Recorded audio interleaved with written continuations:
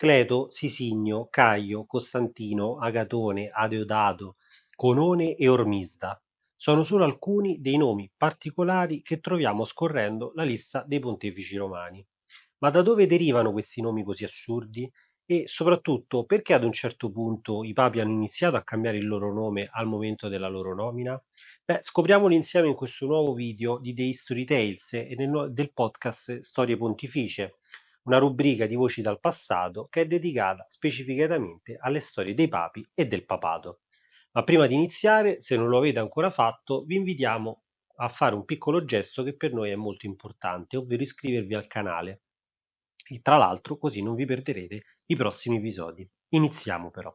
Iniziamo questo racconto scorrendo la lista dei pontefici romani e i nomi più ricorrenti sono Giovanni, Paolo, Clemente, Benedetto, Gregorio, ma anche Sisto, per esempio. I pontefici hanno infatti da diverso tempo l'abitudine di cambiare il loro nome nel momento dell'elezione e scegliendo spesso un nome di un pontefice a loro caro o a cui si ispirano, per esempio. Spesso anche una celebrazione di colui che gli ha conferito la porpora cardinalizia o l'ha ordinato vescovo o appunto anche semplicemente per un'ammirazione o devozione. Però non è sempre stato così. Infatti questa usanza è iniziata, diciamo, alla fine del X secolo, mentre in precedenza la maggior parte dei pontefici manteneva il proprio nome di battesimo e solo alcuni, per determinati motivi di cui tra poco parleremo, decise di cambiare il proprio nome. Quindi se andiamo a vedere questi pontefici che cambiarono nome prima del X secolo, in realtà uno è abbastanza banale, anche se in un primo momento a nessuno di voi verrà in mente, mentre il secondo è un po' più particolare. Ma procediamo con ordine. Uno degli apostoli di Gesù, secondo i Vangeli, fu Simone, uno dei primi, tra l'altro, ad essere reclutato, per così dire. Simone faceva il pescatore con il fratello Andrea ed è ben più noto con il nome di Pietro, la pietra appunto su cui Cristo edificherà la sua chiesa. L'apostolo, secondo quanto affermato da alcuni Vangeli, ricevette da Cristo stesso il nome di Chefà, che in aramaico significa roccia, pietra, e quindi poi nella traduzione in greco e in latino Petros, Petrus, Pietro. Proprio San Pietro fu il primo papa e quindi anche paradossalmente proprio il primo ad essere conosciuto con un nome ben diverso da quello del nome di nascita, ovvero Simone. Per trovare invece il secondo pontefice dobbiamo fare un bel salto nel tempo e arrivare al VI secolo, più precisamente nel gennaio dell'anno 533, quando al soglio pontificio fu acclamato ed eletto tale Mercurio, probabilmente un sacerdote che ufficiava nella chiesa di San Clemente al Laterano. A questo personaggio sono attribuibili anche menzioni in epigrafi rinvenute proprio nella chiesa, in San Clemente e anche in San Pietro e Vincoli, ma sappiamo molto poco rispetto alla sua figura, se non che fosse romano e figlio di un tal Proiettus. Il momento della sua elezione fu certamente complesso nella storia di Roma, perché ci troviamo in un periodo, siamo alle porte della guerra greco-gotica, con forti tensioni in tutta la penisola, occupata dai Goti, ma appunto ben presto che sarà invasa anche dai bizantini. E ci sono poi una serie di dispute trinitarie, per esempio, sulla natura di Dio. È bene infatti ricordare che i Goti sono ariani, erano prevalentemente ariani. L'arianesimo, che poi divenne a tutti gli effetti un'eresia, negava infatti la valenza trinitaria cattolica, ma concepiva Cristo soltanto come la più eccellente delle creature di Dio, ma quindi diverso da questo per natura radicalmente e inferiore su autorità e dignità. Visto il nome peculiare, Mercurio, che appunto era afferente ad una divinità pagana, è probabile che il sacerdote al momento della elezione avesse ritenuto più opportuno cambiare il nome e divenne Giovanni. Probabilmente il nome fu scelto in onore di Giovanni I, papa che poi venne santificato, che aveva regnato pochi anni prima, tra il 523 ed il 526, e aveva avuto un ruolo decisivo nel tentativo di ridare una centralità a Roma e al papato. Giovanni I si era poi inimicato Teodorico, o meglio aveva avuto con lui un rapporto un po' ondivago, complesso. Teodorico, re degli Ostrogoti, appunto anche lui difensore dell'arianesimo, che inviò lo stesso Giovanni a Bisanzio per intercedere presso l'imperatore che aveva al contrario sanzionato appunto l'arianesimo. Giovanni II fu molto più bravo, più diplomatico con gli Ostrogoti, tanto che ebbe un rapporto comunque abbastanza buono con poi quello che era il successore di Teodorico, Adalarico. Giovanni Mercurio morì poi nel 535. Per quanto ne sappiamo, tutti i successivi pontefici mantennero il loro nome di battesimo e non c'è quindi da stupirsi che alla seconda metà del X secolo i nomi più usati dai pontefici erano Leone, Stefano, ma soprattutto Giovanni, che più o meno in questo periodo contava già ben 15 pontefici. Giovanni, o meglio la versione latina Ioannes, era infatti un nome altamente comune nel Medioevo e specialmente a Roma. Ma in questo lasso di tempo appaiono anche alcuni nomi ambigui. Proviamo a conoscere la storia di alcuni di essi. Ormisda, ad esempio, che è anche santo, fu papa tra il 514 e il 523. Probabilmente era nativo di Frosinone o comunque di quelle zone lì e regnò in un periodo particolarmente complicato, quando si stavano consumando ulteriori frattori dottrinali tra le chiese orientali e quelle occidentali, in particolar modo relative al monofisismo, dottrina teologica che negava la doppia natura divina e umana di Cristo, e riconoscendo quindi in lui solo la natura divina. Senza entrare in particolari beghe dottrinali, complesse e noiose probabilmente per questo tipo di video, ci limiteremo a dire che tutto questo nascondeva anche interessi politici, tanto che le due sedi principali di Roma e Costantinopoli sostanzialmente iniziarono in questi anni anche a battibeccare su chi avesse la precedenza sull'altra. Queste dispute poi si protrarranno per ben 5 secoli addirittura, fino ad arrivare a un vero e proprio scisma, con fasi alterni, in alcuni momenti in cui le due sedi riuscirono ad andare d'accordo, altri invece in cui ebbero importanti momenti di conflitto. Ormisda da questo punto di vista prese una posizione forte e in alcuni documenti che verranno poi utilizzati anche in epoche successive affermò e richiese l'accettazione da parte di tutti gli altri vescovi del riconoscimento della supremazia giurisdizionale della sede di Roma, dove a suo dire risiedeva l'unico vero erede di San Pietro. A dispetto però del suo nome curioso, Ormisda fu quindi centrale nella storia del pontificato, ma anche appunto nella storia di Roma. E magari, se avrete interesse a conoscere meglio la sua storia, avremo modo di parlarne in futuro, poi in altri video. C'è poi un'ultima curiosità dietro la sua vita. Infatti, prima di divenire sacerdote, egli era sposato ed ebbe un figlio di nome Silverio, che circa 30 anni dopo, pensate un po', divenne addirittura pontefice e ancora oggi è venerato come santo, tanto quanto il padre, quindi Santo Ormisda e San Silverio, che regnò tra il giugno del 536 ed il novembre del 537, quando fu costretto ad abdicare, terzo papa della storia a farlo, poiché accusato di aver fatto entrare a Roma i Goti grazie ad un presunto accordo con il re Vitige, siamo nel pieno delle guerre greco-gotiche, e che portò quindi l'imperatore Giustiniano ad arrestarlo per tradimento sostanzialmente. Nonostante in seguito venisse scagionato da tali accuse, Silverio morì comunque per la durezza della prigionia il 2 dicembre dello stesso anno e probabilmente rimase sepolto nell'isola di Palmarola dove era stato appunto esiliato ed imprigionato. Dopo Ormisda, un nome altrettanto curioso è certamente quello di Agatone, anch'egli santo, eletto nel giugno del 678 e morto 3 anni dopo, nel 681. Era originario di Palermo e il nome era infatti di origine greca, come la sua famiglia. Fu un papa conciliante, risolse con alcuni accordi con l'imperatore, con Costantino IV, il problema dell'eresia monotelita, e anche qui soprassediamo sulle dispute dottrinali, ma è bene sapere che si tratta di un'altra eresia che si interessava della natura divina e della natura umana di Cristo e che dal 638 aveva nuovamente creato uno scisma, l'ennesimo, tra le due chiese, quella di Costantinopoli e quella romana. Dietro a Catone c'è poi una curiosa leggenda, o meglio un dato che storicamente non è confutabile, ma che è invece presente nella sua geografia.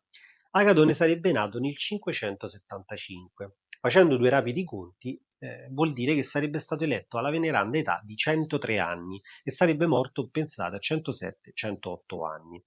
Come detto, non ci sono prove di tutto ciò, e dando per buona questa informazione, Agatone ancora oggi spetta il primato, anche probabilmente difficile da battere, vista la legislazione in vigore sull'attuale elezione del pontefice, è il pontefice più anziano al momento dell'elezione, ma anche quello più anziano al termine del suo ministero, della storia.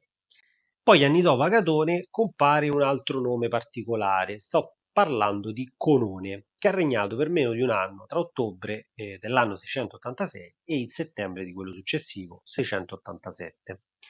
Fu eletto in età piuttosto anziana e la sua figura corrisponde a quella del classico candidato di compromesso, il papa di pezza, come si suol dire in gergo popolare, che era stato scelto quindi come un papa di transizione per risolvere un'elezione piuttosto complessa. Il popolo romano e l'esercito bizantino si erano infatti coalizzati per attuare una specie di colpo di mano, costringendo il clero romano a nominare un papa di loro scelta. Tuttavia il clero si oppose a ciò e voleva un candidato diverso e nel momento in cui alla fine per giungere a un compromesso si scelse Conone, si rimandò sostanzialmente la disputa agli anni successivi, dando per scontato che per 1 o 2 anni Conone avrebbe regnato, ma ovviamente era vecchio e malandato. Anche Conone era probabilmente di origine greca, o quantomeno la sua famiglia, tant'è che c'è un omonimo, generale ateniese, che appunto fa nome Cononi, e poco sappiamo del suo pontificato, se non che proseguì un difficile rapporto con l'imperatore bizantino e fu poi malvisto dallo stesso clero romano che lo aveva in qualche modo suggerito come papa di transizione. Difficile poi che in futuro un papa prenderà il nome di Lando o Landone, che quindi rimarrà unico nella sua storia. Papa Lando regnò per pochi mesi tra l'autunno dell'anno 913 e il febbraio-marzo del 914. Poco o nulla sappiamo di costui, probabilmente era un cardinale diacono prima di accedere al soglio di Pietro. Fu certamente uno dei pontefici, potremmo dire, succubi di Teofilatto I e di Teodora, che all'epoca governavano su Roma senza molti limiti e in un periodo particolarmente convulso per la città, al centro delle attenzioni di tutti i pretendenti al trono della corona d'Italia, e le vicende relative ai pontefici di questi anni sono abbastanza noti dagli storici. Cito per esempio il famoso caso di Papa Formoso, morto 15 anni prima circa, in circostanze veramente tragiche, poi addirittura giudicato da morto, quindi fu riesumato il cadavere, il famoso sinodo del cadavere, per accusarlo di un fantomatico tradimento. Lando porta poi con sé una curiosità statistica, potremmo così dire. È infatti l'ultimo dei pontefici ad avere un nome ex novo, poiché i successori, fino a Giovanni Paolo I, che tuttavia è una crasi di due nomi già utilizzati, impiegarono sempre il nome di un loro predecessore. Nei primi decenni successivi alla morte di Lando questo fu possibile poiché il nome corrispondeva, come detto, al nome di battesimo ed essendo sempre più o meno i stessi nomi quelli che venivano utilizzati all'epoca, compaiono nomi reiterati. Abbiamo infatti in ordine Giovanni X, Leone VI, Stefano VII, Giovanni XI, Leone VII, Stefano VIII, che in realtà poi sarebbe nono per un errore di conteggio, Marino II e Agapito II. Ciascuno mantenne il proprio nome di battesimo. Forse Agapito è quello un po' meno frequente, che però già c'era stato in passato. Nel 955 venne eletto pontefice Ottaviano, figlio di Alberico, celebre signore di Roma. La sua elezione era in realtà frutto di un accordo tra il senatore, i nobili romani e il clero, poiché Ottaviano doveva unire in sé, sostanzialmente nell'idea del padre, le due cariche del potere temporale in città e quello del potere spirituale. Ma Alberico non aveva fatto i conti con un piccolo grande problema, ovvero che il figlio era totalmente incapace nel governo. Ottaviano cambiò il suo nome, ritenuto anch'esso troppo pagano, e sebbene in realtà molto poi adatto ai progetti di rinnovazio del padre, che appunto le aveva scelto questo nome importante, e scelse di chiamarsi Giovanni XII.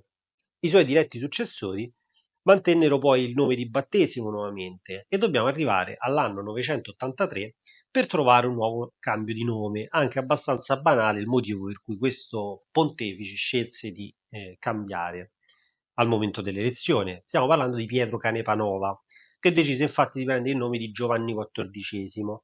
La scelta è scontata, se avesse tenuto il nome di battesimo sarebbe stato il primo Pietro II, quindi il primo ad avere lo stesso nome del primo apostolo. Molto pesante da sostenere, senza considerare le dicerie che già all'epoca si dicevano su un eventuale arrivo di un nuovo Pietro.